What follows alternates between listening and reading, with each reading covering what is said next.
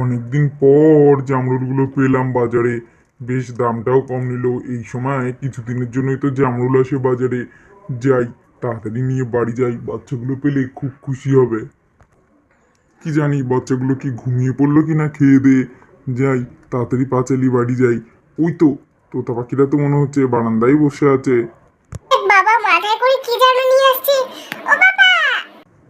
আরে পাখি, তোতা, রকি, টুবলু আছে। চল না, এদিকে চলে আয় তাড়াতাড়ি করে। দেখ, তোদের জন্য আমি বাজার থেকে কি নিয়ে এসেছি।